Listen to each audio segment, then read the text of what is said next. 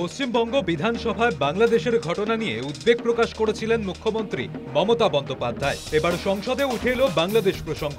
মঙ্গলবার সংসদে বাংলাদেশে হিন্দু সম্প্রদায়ের উপর অত্যাচার নিয়ে সরব হন রানাঘাটের সাংসদ জগন্নাথ সরকার। যেভাবে রাষ্ট্রীয় মদতে বাঙালি হিন্দুদের বেছে বেছে নির্যাতিত হতে হচ্ছে, তাদের মন্দির ভেঙে দেওয়া হচ্ছে, তাদের আর্থিকভাবে তছরূপ করা হচ্ছে, রাতের বেলায় যেভাবে ধরে ধরে নিয়ে যাকে ধর্মান্তরিত করে ইসলাম করা হচ্ছে সরকারি মদতে, তার বিরুদ্ধে যখন প্রতিবাদের আন্দোলন হচ্ছে, চিন্ময় মহারাজকে তার লিডারকে অ্যারেস্ট করে নির্যাতন করা হচ্ছে, খেতে দেওয়া হচ্ছে না, তাদের মা বোনদের উপর অত্যাচার হচ্ছে। আজকে এইভাবে যদি চলতে থাকে তাদের কি অপরাধ ছিল? বাংলাদেশ নিয়ে দ্রুত সিদ্ধান্ত নিয়ে কেন্দ্রীয় সরকার, আবেদন তৃণমূল সাংসদ সুদীপ বন্দ্যোপাধ্যায়ের। অবগত করুন যে এখন বাংলাদেশের অবস্থা কি, এবং আমাদের যিনি মুখ্যমন্ত্রী মহাশয়া তিনি গতকাল একটি কথা বলেছেন যে সরকার, কেন্দ্রীয় সরকার যা সিদ্ধান্ত নেবে আমরা পশ্চিমবঙ্গ সরকার সেই হিসাবে আমরা কাজ করব, আমরা তা মেনে চলব, কিন্তু আমরা বাংলাদেশের জনগণের পাশে আমরা থাকতে চাই। এবং আমাদের যে বিগতকালের অভিজ্ঞতা আছে তাতে আমরা দেখেছি যে অনেক রিফিউজিরা তারা বাংলাদেশের সীমানা পার করে আমাদের রাজ্যে চলে আসতেন, এবং সেই সময় আমাদের মুখ্যমন্ত্রী মমতা বন্দ্যোপাধ্যায় মহাশয় বলেছেন যে সরকারকে, কেন্দ্রীয় সরকারকে এই বিষয়ে উত্তর দেওয়া দরকার। আমি বলতে চাইবো কেন্দ্রীয় সরকারকে যে আপনারা এখানে এসে পররাষ্ট্রমন্ত্রী যেন আমাদের অবগত করেন এই বিষয়ে।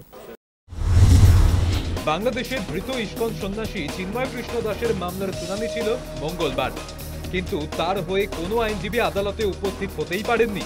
সেই ঘটনা তুলে ধরেন শুভেন্দু অধিকারী। এই ছবিটা আপনি দেখুন, ওনার যিনি প্রধান লয়ার রমেন রয়, তাকে জামাতের লোকেরা, উগ্র মৌলবাদীরা, তারা কিভাবে মেরেছে আপনি ছবিটা দেখুন। একটা বয়স্ক সিনিয়র লয়ার, আপনি দেখুন আজকে যার দাঁড়ানোর কথা ছিল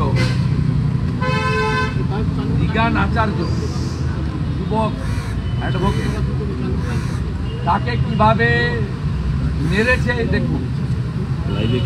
এটা সম্পূর্ণভাবে মানবাধিকার লঙ্ঘিত হয়েছে। ইন্টারন্যাশনাল হিউম্যান রাইট অর্গানাইজেশনগুলির হস্তক্ষেপ করা উচিত, এবং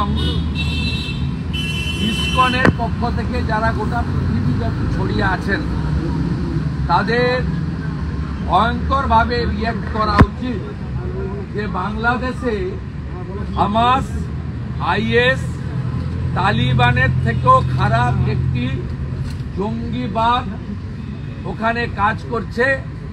সন্ন্যাসীদের, লয়ারদেরকে প্রায় মৃত্যুমুখে ফেলা হচ্ছে, নইলে গ্রেপ্তার করা। আমরা আরো তীব্র করব আমাদের অবরোধ, বয়কট আন্দোলন, এবং গোটা পৃথিবীর হিন্দুদের সময় হয়েছে রাজনীতির রং ভুলে ঐক্যবদ্ধ হওয়া।